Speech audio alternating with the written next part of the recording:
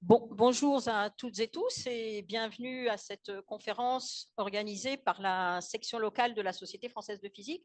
Donc, je vais commencer d'abord par deux toutes petites annonces pour en particulier les jeunes, mais aussi tous les autres qui ne sont pas encore adhérents à la SFP et qui souhaiteraient adhérer. Il y a un petit papier derrière qui vous explique un petit peu ce que c'est que la commission jeune de la SFP et comment adhérer. Et d'autre part, il y a un autre petit papier qui vous présente un ouvrage qui vient de paraître, d'être édité par la SFP, qui s'appelle « Transition énergétique, les défis de la défossilisation ». Et donc, sur le papier, il y a un petit QR code que vous pouvez flasher pour lire les articles, ou bien vous pouvez aller sur le site de la Société française de physique. Voilà, donc c'est fini pour mes annonces Société française de physique. Donc, sinon, nous avons le grand honneur aujourd'hui d'accueillir Pierre Agostini donc pour ce séminaire sur l'histoire de la physique attoseconde. Alors, Pierre Agostini est lauréat du prix Nobel de physique de la dernière année, 2023. Donc, il est colauréat avec Anne Lhuillier et Ferenc Krauss. Et donc, la déclaration du Nobel, c'est ces trois scientifiques ont été récompensés pour avoir créé des impulsions extrêmement courtes de lumière. Donc, je pense qu'il va expliquer ce que c'est que l'attoseconde. Qui peuvent être utilisés pour mesurer des processus rapides au cours desquels les électrons se déplacent ou changent d'énergie. Donc, l'attoseconde, c'est le temps caractéristique des électrons dans la matière.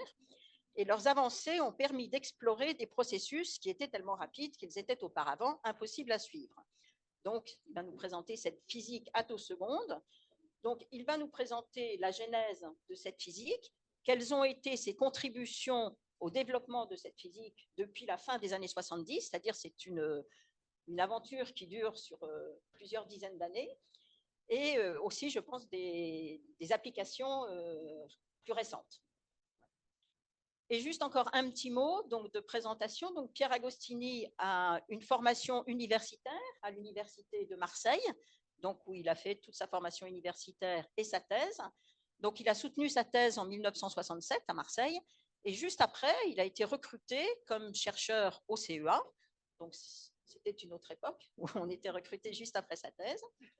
Et il a fait donc toute sa carrière scientifique au CEA à Saclay, donc ici sur le plateau, jusqu'à sa retraite, et une très brillante carrière internationale. Et il était dans un laboratoire qui était le service de physique des atomes et des molécules, tu m'as dit, qui est un laboratoire qui était l'ancêtre de l'actuel LIDIL, qui est un laboratoire de l'Institut Irameis au CEA.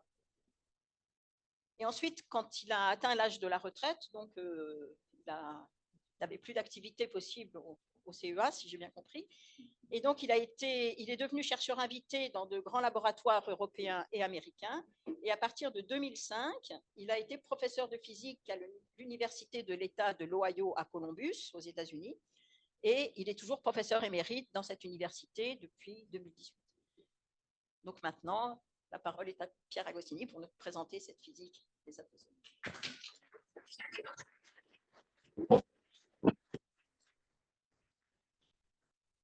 Merci beaucoup et merci beaucoup à la Société française de physique pour son invitation.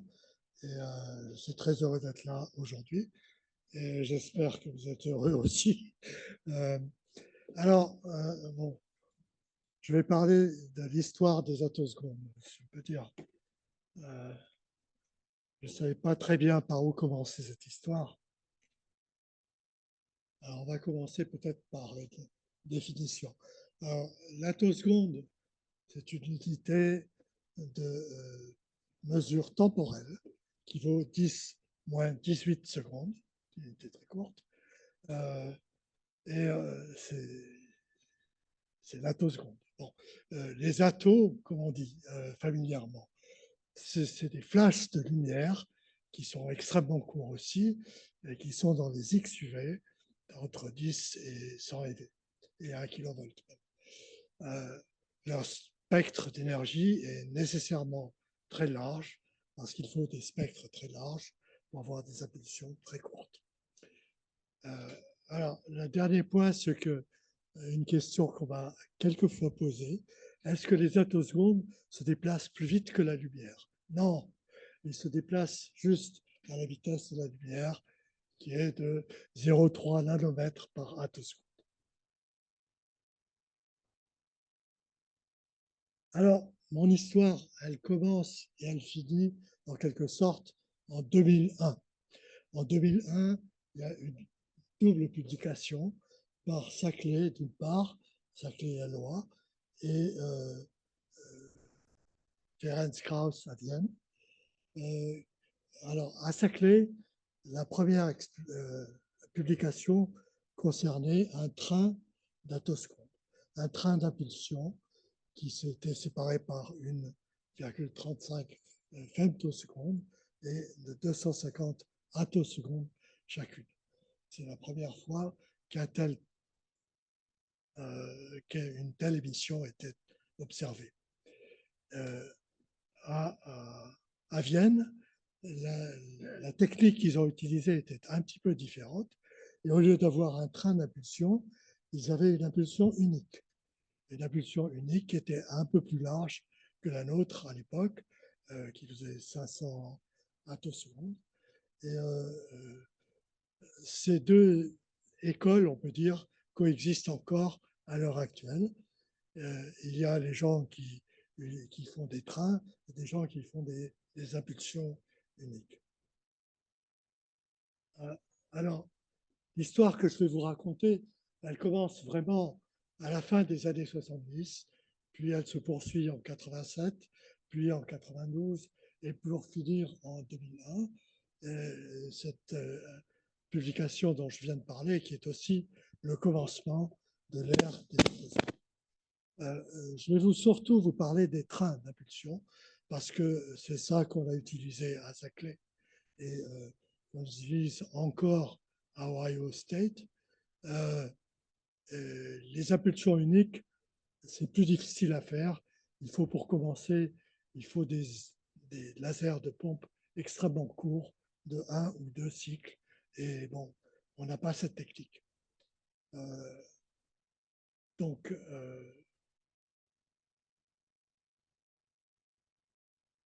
en fait, c'est avec les impulsions uniques que le record actuel existe en France, dans le monde. L'impulsion la plus courte vaut 43 attosecondes. C'est vraiment très court si vous y réfléchissez un peu.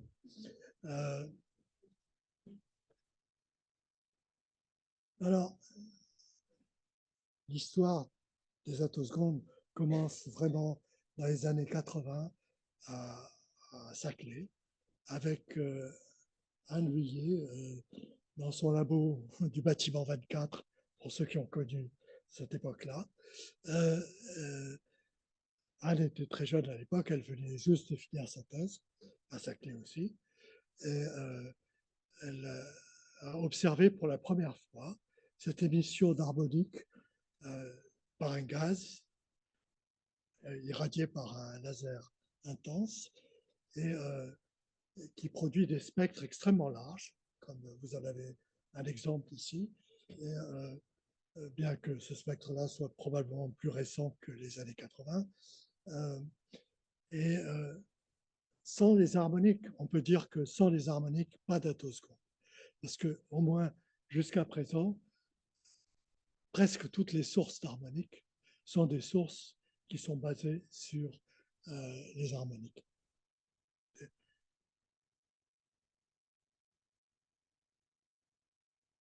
Donc, qu'est-ce que c'est que les harmoniques?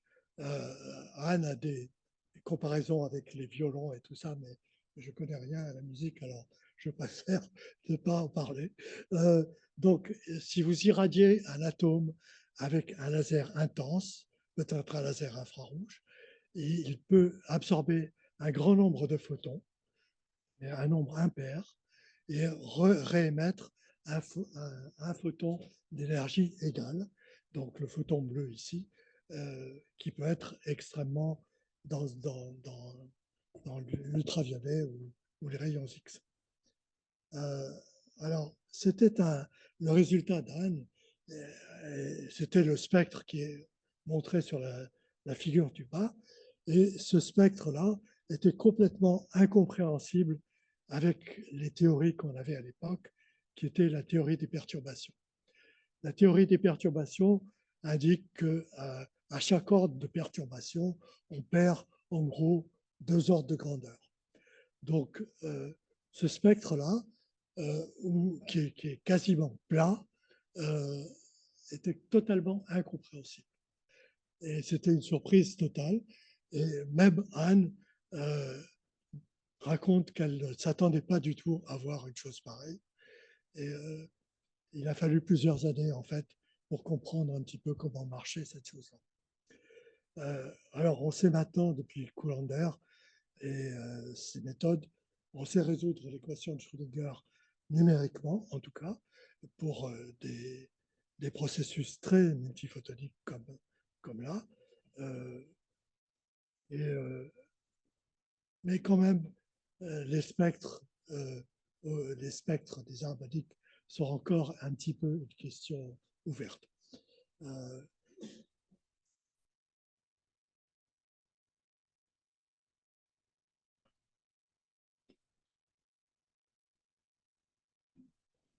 Alors, la théorie des recollisions, c'est ce qu'on sait faire de mieux pour expliquer, en tout cas pour expliquer le cutoff ici, l'énergie la plus élevée qu'on peut produire par ces harmoniques. Et cette théorie des recollisions, en 2 mots, elle consiste dans l'émission d'un photoélectron pendant un cycle du laser, ou même un demi-cycle. L'électron dans le continuum est accéléré et peut revenir sur son ion parent, où il peut émettre soit un photon très intense et d'énergie très élevée, ou alors extraire d'autres électrons.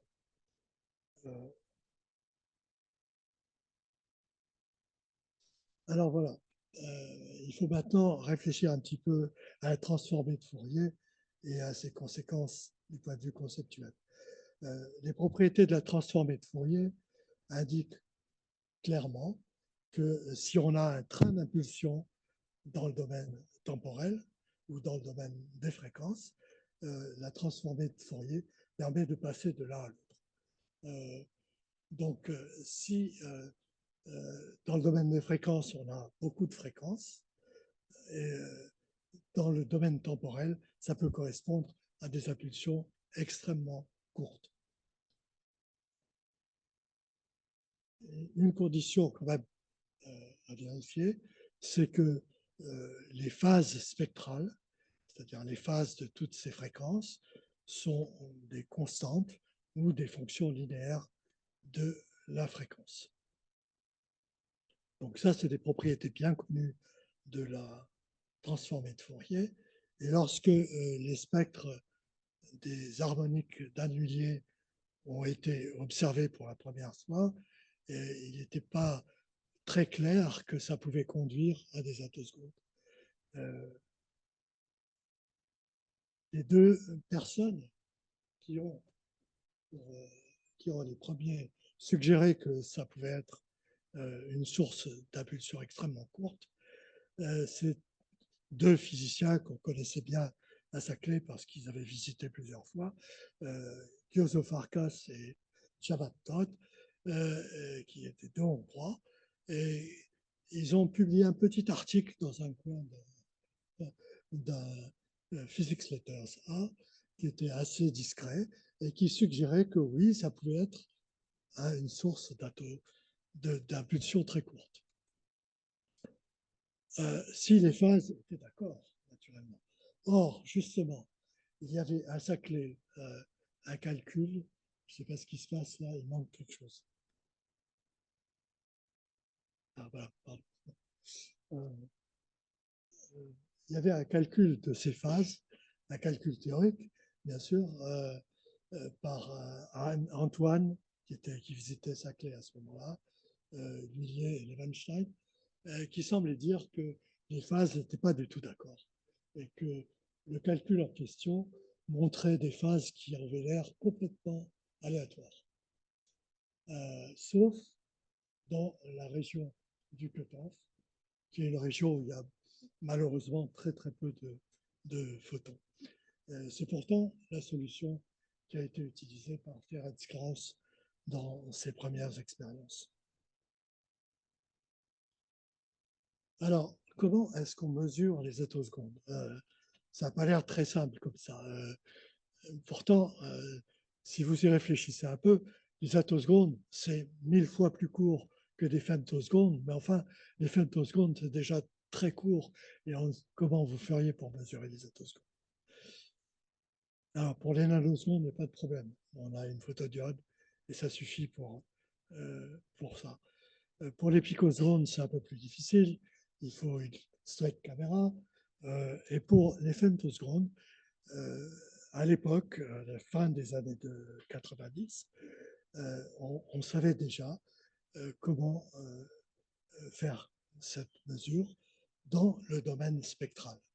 On ne mesure pas les attosecondes dans le domaine temporel, mais dans le domaine spectral, où il faut mesurer à la fois l'amplitude et la phase des composantes spectrales. Alors, l'inventeur de cette technique, c'est Rick Trujillo. Je ne vais pas vous décrire la technique ici, mais il y a deux points essentiels. L'un, c'est que la mesure se fait dans le régime, dans le domaine spectral et pas dans le domaine temporel. Et deux, elle exige un effet non linéaire quelque part.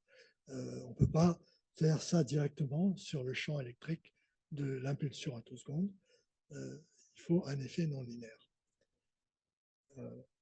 Donc, c'est cette méthode de Frog qui deviendra en 2002 Rabbit. Je vous laisse deviner ce que l'acronyme veut dire. Alors, pour le processus non linéaire en question, ce n'est pas très facile à faire dans le domaine des attosecondes, dans le domaine des X ou des XUV. Parce qu'on n'a pas de cristal non linéaire, il n'y a rien qui peut jouer le rôle d'un cristal non linéaire. Donc, la seule façon de faire, ce serait un processus non linéaire. Malheureusement, les attosecondes, le spectre des attosecondes, les impulsions attosecondes ont une intensité qui est trop faible pour faire des effets non linéaires. Et donc, il a fallu trouver un processus qui mélangeait un laser avec les attosecondes. Et un tel processus avait été observé dès la fin des années 70 à Saclay. Voilà, les personnes qui ont écrit, qui étaient co-auteurs de l'article en question, malheureusement, il n'y a plus que Françoise Fabre et moi-même qui sommes vivants à l'heure actuelle. Gérard Baffret était mon chef de groupe. Nassim Rahman était le théoricien de l'affaire. Et Guillaume Petit et moi-même avons travaillé des années ensemble sur les expériences.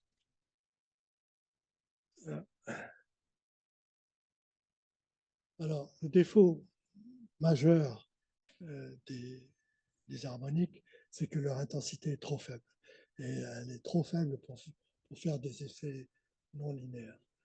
Or, pour extraire les phases, il fallait un processus non linéaire. Donc, ce processus sera fourni par l'ATI, ou Above Threshold Ionization en anglais, dans lequel l'atome peut absorber beaucoup de photons pour être ionisé, mais encore un peu plus dans ce processus d'ATI. Donc, l'énergie supplémentaire étant transférée dans l'énergie cinétique des photoélectrons. Donc, en général, on voit deux pics qui sont séparés par l'énergie d'un photon. Et dans le cas qui nous occupe avec les attosecondes, le processus multiphotonique est remplacé par un processus à deux photons. Mais très facile à observés avec un laser.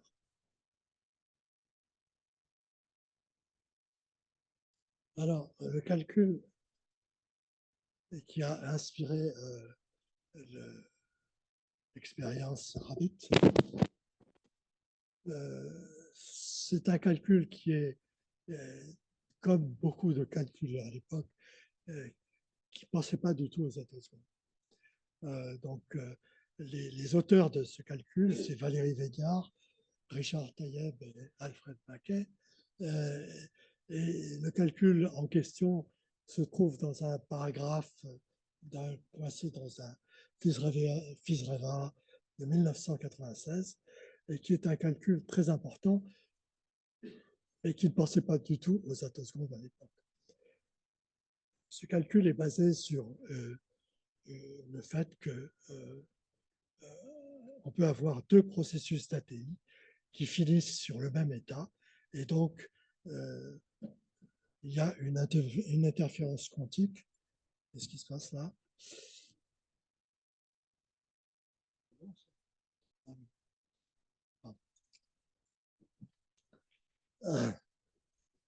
Donc, ce calcul est basé sur une interférence quantique qui détermine d'une part la phase des harmoniques qui entraînent le processus, et donc la phase de ces harmoniques, c'est la quantité qui détermine les attosecondes, et d'autre part les retards de photoïdisation dont je vais parler dans un petit moment. Donc, vous avez là la référence du PRA de 96 et les auteurs en question.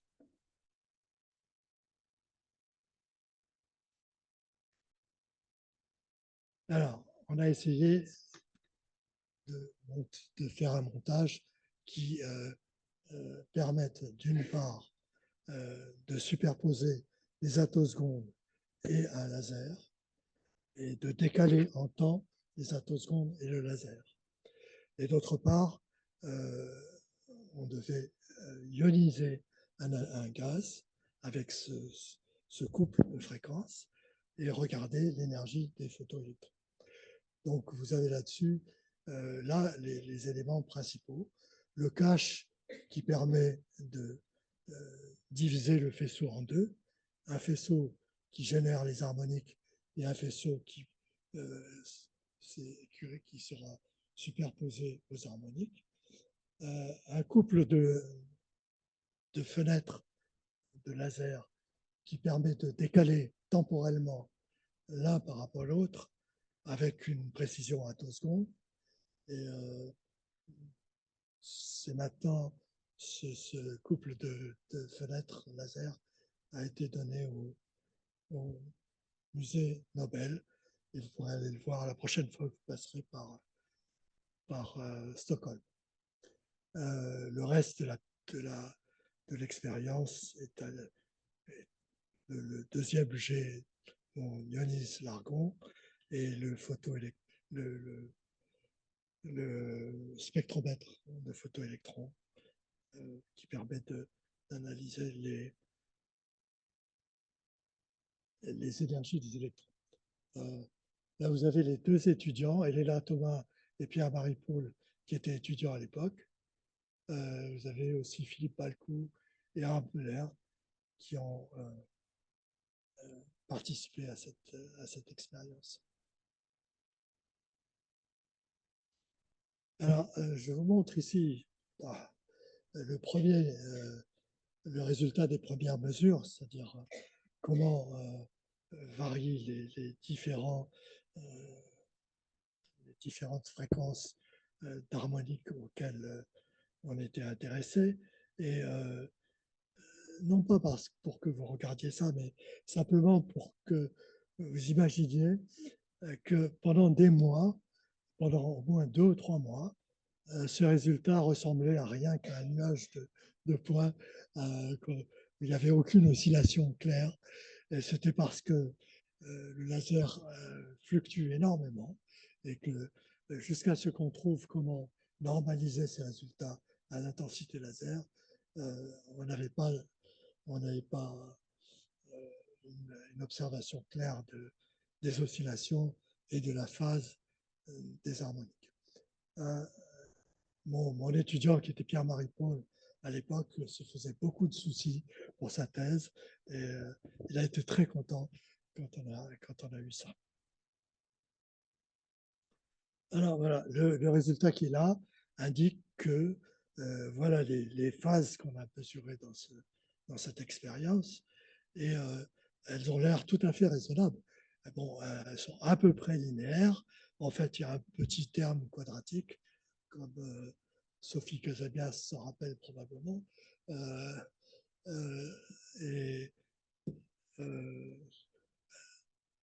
on ne voit pas bien comment ce résultat correspond au calcul de Levenstein, au calcul d'Antoine Levenstein à côté, qui était beaucoup moins optimiste que ça.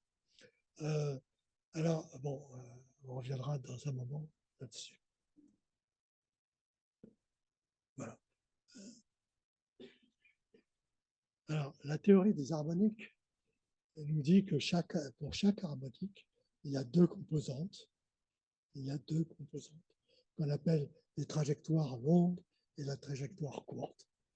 Et le calcul d'Antoine fait la somme de ces deux contributions sans trop regarder ce qui se passe en détail. Et le résultat qui est sur la courbe, enfin sur les points d'Antoine et compagnie, c'est le résultat d'une interférence. Donc, dans l'expérience, il faut croire que l'interférence n'existait pas. Et effectivement, c'était le cas, parce que, comme ça a été montré par Anne Lullier quelques années avant, les deux trajectoires ont des contributions qui ont des distributions angulaires très différentes. Donc, la trajectoire longue, comme on l'appelle, fait une distribution angulaire plus importante. Elle produit ici, sur l'image qui est en haut, là, elle produit la partie extérieure, tandis que la trajectoire courte produit la partie intérieure. Or, dans l'expérience, il y a un élément que vous n'avez peut-être pas remarqué, et qui était là, le diaphragme, et qui n'était pas là du tout pour ça. Il était là pour bloquer l'infrarouge et laisser passer seulement les harmoniques et le laser qui est superposé à eux. Donc, du coup, ce diaphragme est devenu la pièce maîtresse de ce dispositif expérimental. Et c'était un truc qui valait probablement 5 centimes et qui était complètement gratuit par rapport au reste de l'équipement. Mais sans ça, on n'aurait peut-être pas vu les phases. Et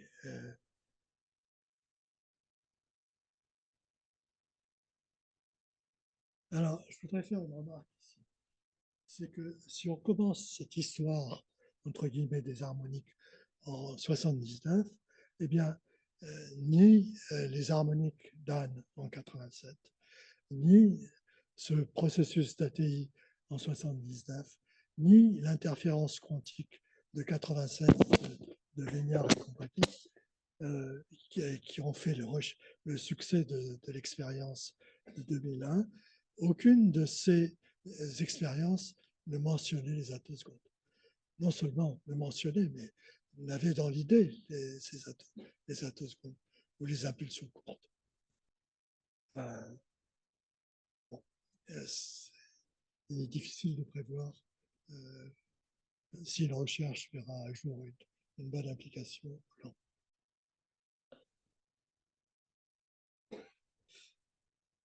Peut-on aller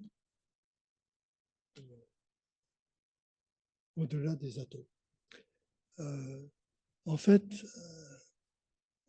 il y a déjà dans la littérature un intervalle de temps qui est mesuré et qui est dans les heptosecondes, c'est-à-dire 1000 fois plus court que les attos.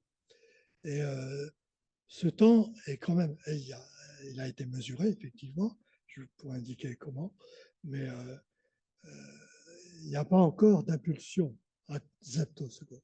Ces choses-là n'existent pas. Donc le temps en question, c'est le temps que met la lumière pour aller dans une molécule d'hydrogène entre un atome et l'autre. C'est 0,74 angstrom et il faut 247 zeptosecondes pour aller de A à B. Donc, ça a été mesuré par une technique d'interférence qui n'a pas du tout, qui n'a rien à voir avec les impulsions. Donc, mais quand même, je tenais à dire qu'on est déjà, en un certain sens, dans la gamme des heptos.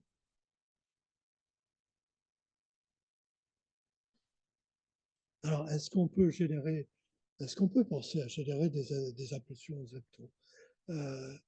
Il faudrait pour ça des harmoniques qui soient de l'ordre de 10 puissance 4. On ne sait pas encore, mais très bien faire ça. Alors, on peut se dire que dans la théorie de la recollision, qui est la théorie des harmoniques, bon, il suffit d'augmenter l'intensité pour augmenter l'énergie maximum des électrons quand ils reviennent réémettre un photon. Mais même un laser ne peut pas générer des ordres de tels ordres, car malheureusement, il y a une composante magnétique de la force de Lorentz dans le champ électromagnétique du laser, et cette composante pousse l'électron dans la direction de propagation et empêche l'électron de revenir d'où il est parti. Donc, bon, en principe, on ne sait pas faire ça.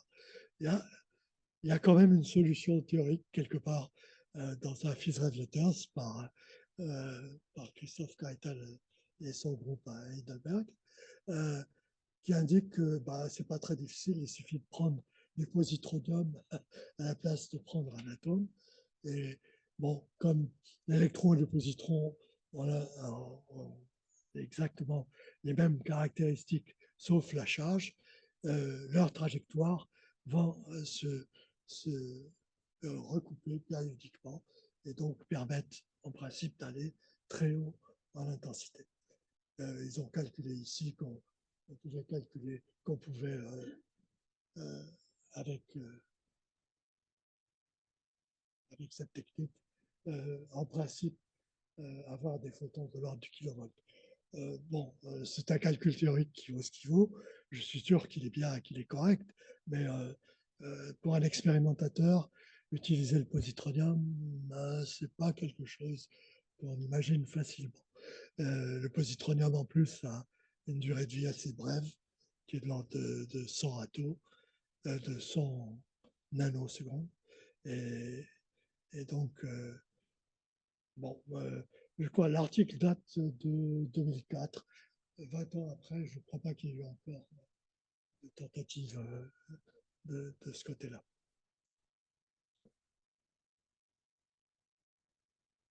Alors, quelles applications pour les attosecondes? Quand on pense aux attosecondes, on pense que ça va servir à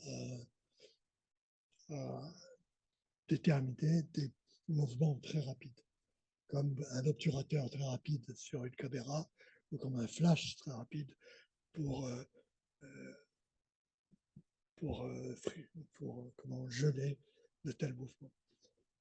Si la balle de baseball là, était un électron, bon, la photo aurait un peu plus de sens parce que ça veut dire qu'on pourrait photographier un électron avec des attosecondes.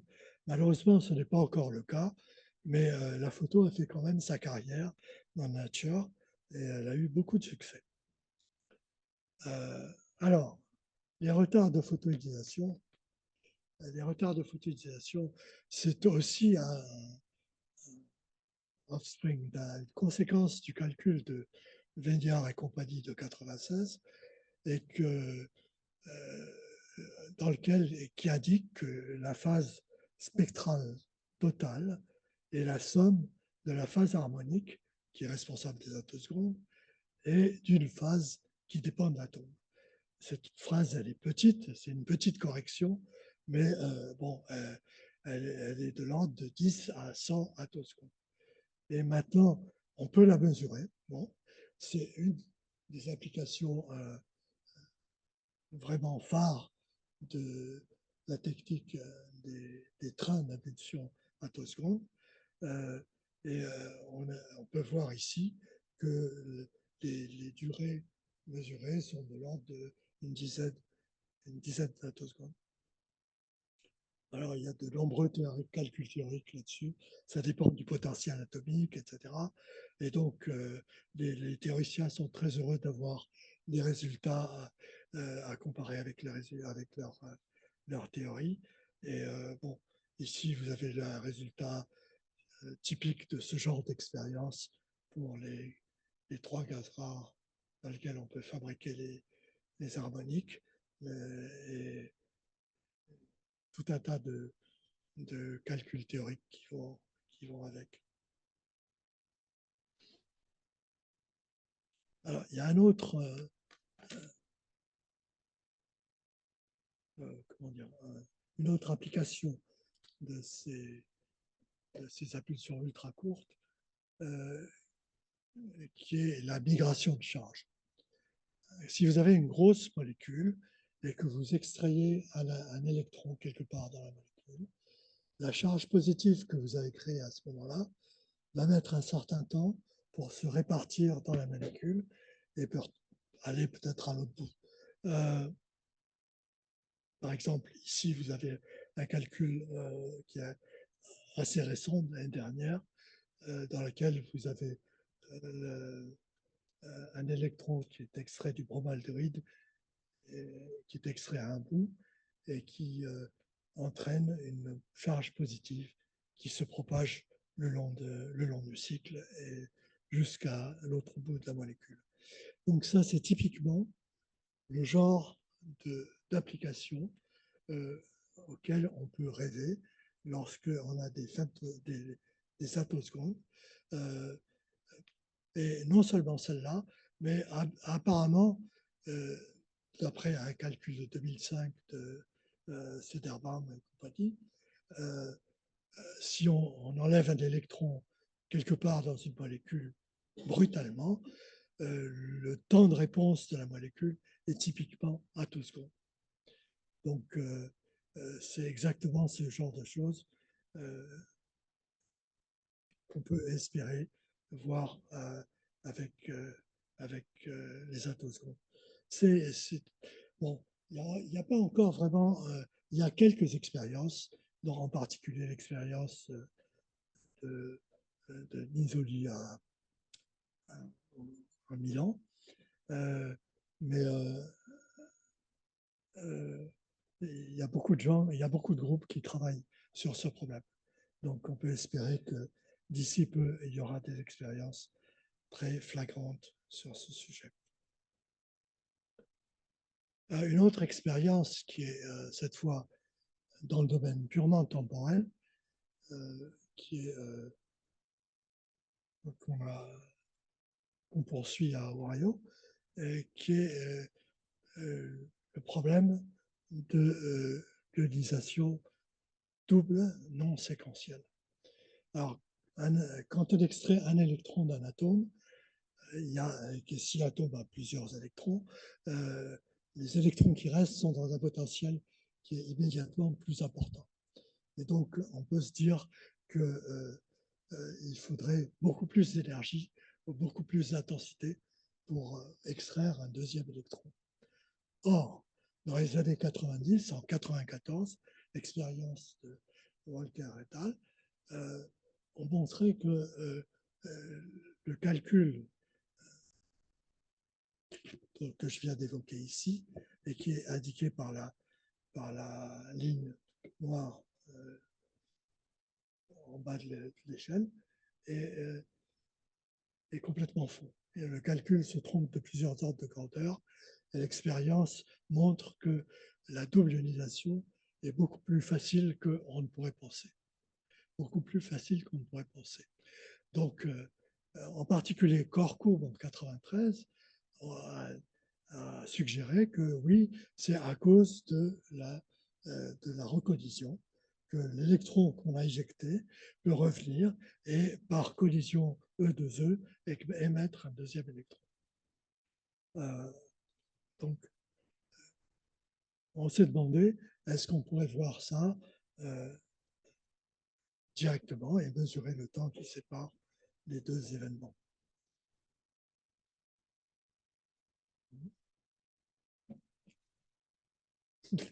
Désolé. Ah oui, j'ai oublié ça. Merci. Donc voilà, mon collègue Louis Dimoro et quelques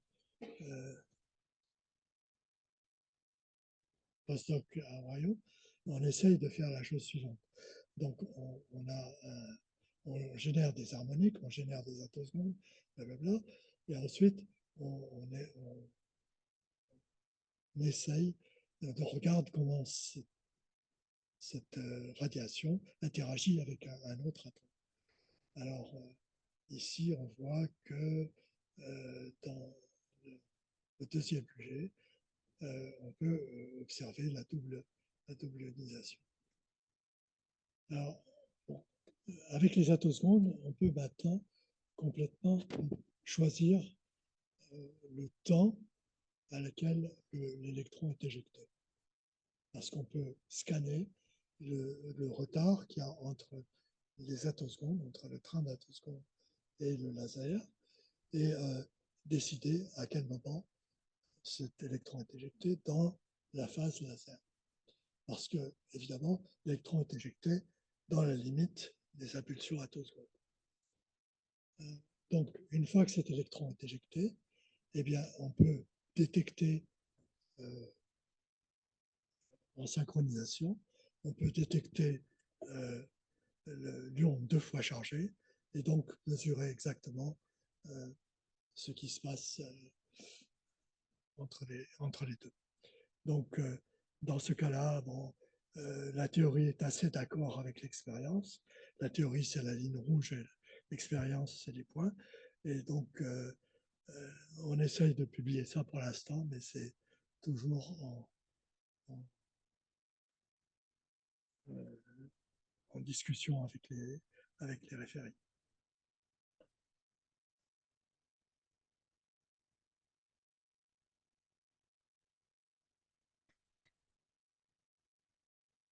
Alors, bon, dans la technique des trains d'impulsion, on peut remarquer tout de suite qu'ils ne sont utiles que pour observer des mouvements très rapides qui ont lieu entre l'émission attoseconde, entre le pic d'attoseconde et le pic suivant. Bon, il faut que ça se débrouille entre les deux. Donc pour ça, dans ce cas-là, bon, à 800 nanomètres, on a un temps qui est de 1,3 femtosecondes. Pour des longueurs d'onde plus dans l'ultraviolet, dans l'infrarouge, pardon, on a des temps qui sont plus longs. Mais avec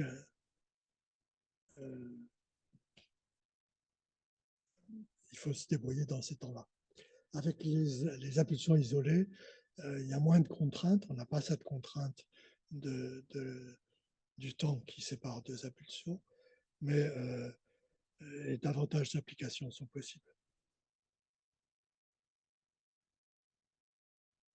Voilà, je crois que je voudrais presque m'arrêter là. Alors, l'histoire continue. Il y a maintenant presque 25 ans que la première observation des attosecondes a été publiée, soit en train, soit en impulsion unique.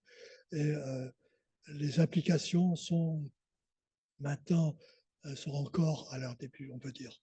Et les difficultés sont plus dans la génération d'impulsions, des impulsions atto, donc On sait très bien comment faire ça maintenant.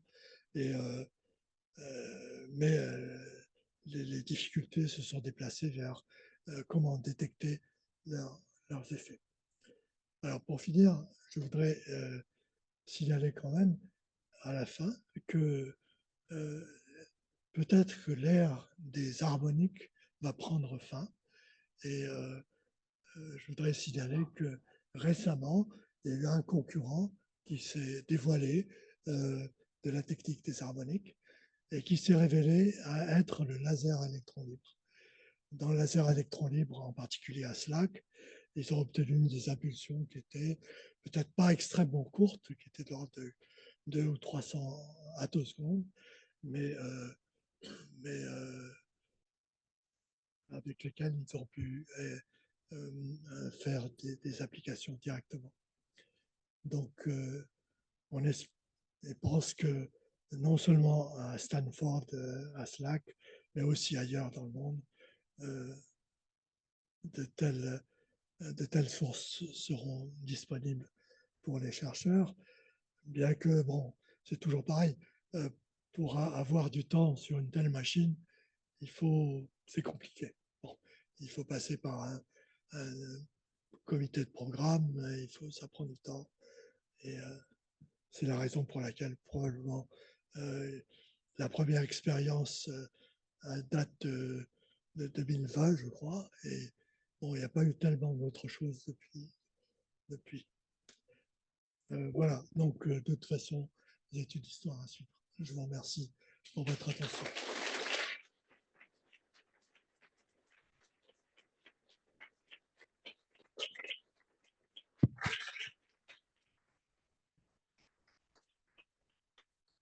Donc, un grand merci, Pierre, pour cette présentation. Est-ce qu'il y a des questions? Question de Béotien. Si on passait du laser au gréser, vous ne pourriez pas faire plus court. Gréser, c'est-à-dire des transitions nucléaires. Je pense qu'on peut faire beaucoup plus court, il faut une fréquence très élevée. Ça dépend de notre fréquence. Donc, je ne sais pas ce qu'on peut faire.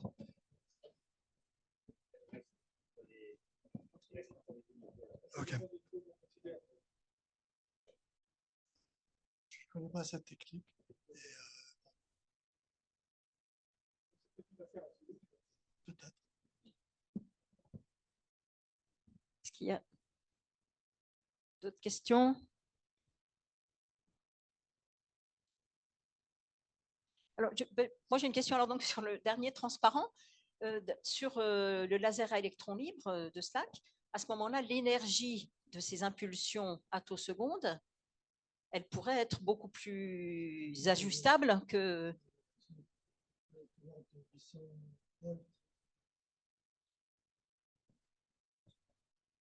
Donc, ça peut être très complémentaire.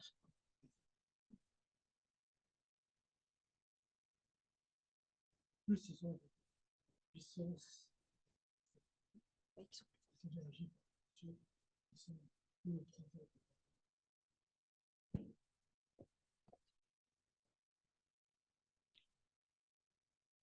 Est-ce qu'il y a d'autres…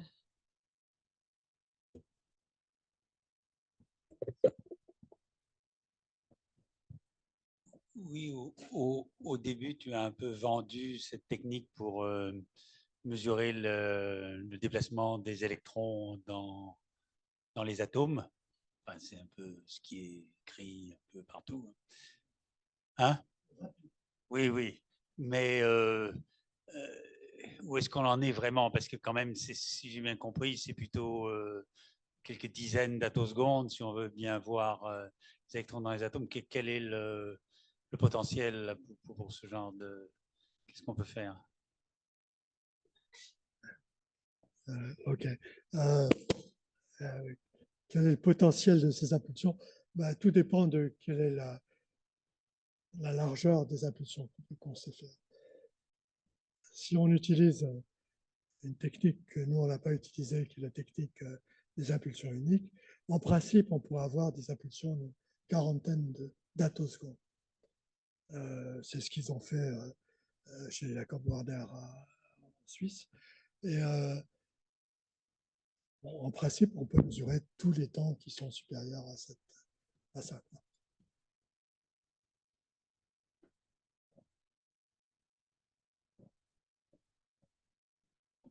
Alors, moi, j'avais une autre question. Donc, dans les trains d'impulsion attoseconde, donc est-ce que l'écart temporel entre deux impulsions attosecondes dépend de l'énergie de l'harmonique sur laquelle on travaille, ou bien est-ce que c'est quelque chose qui est figé une fois? En un certain sens, oui. Cette distance est la moitié de la période du laser.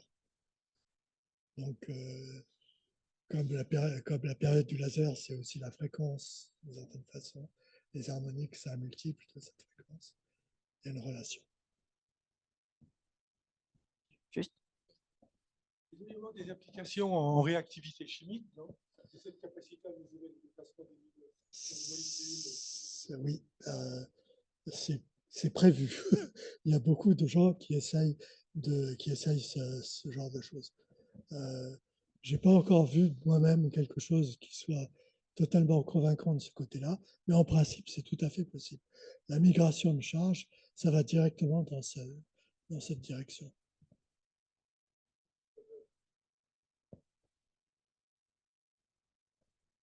Sinon, est-ce que tu as des questions sur le chat ou...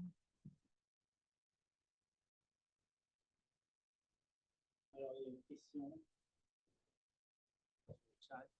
Si on veut construire une manip attoseconde dans sa cuisine, bon, enfin, quelque part, ça coûte combien en ordre de grandeur, le matériel? Les prix ont baissé maintenant avec les lasers interminables. Je ne saurais pas dire exactement un prix. Il y a beaucoup de pompes à vide. Il faut du vide pour faire des attosecondes parce que les rayonnements ne se propagent pas dans l'air. Donc, il faut déjà investir dans des pompes et des choses comme ça. Une fois qu'on a les lasers et les pompes, on a à peu près tout. Hein. Les attosecondes sont gratuites. Ça, ouais. Autre question, je la lis, je pourrais la poser, mais évidemment, je ne la pose pas. Merci beaucoup pour votre présentation. Question pratique. Comment, dans les expériences, détermine-t-on le temps? 0. Chaque picomètre dans le dispositif expérimental est à corriger. Y a-t-il des platines de déplacement aussi précis, piezo? Ok, ça c'est une très bonne question. Alors, le temps 0, d'abord, pour beaucoup de ces expériences qui se passent dans le domaine des fréquences, le temps 0 n'existe pas. C'est pas ça. Pour les expériences dans le domaine temporel, comme la dernière expérience que j'ai décrite, le temps 0 est une question importante. Et je n'ai pas parlé là de la calibration, mais c'est une question, en tout cas, c'est une question épineuse qu'on discute avec les référés en ce moment. Donc, peut-être que cette personne est le référé en question.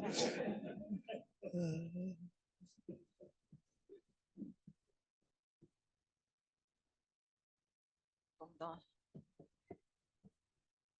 l'assistance. Pas d'autres questions? Donc, encore un grand merci pour cette présentation.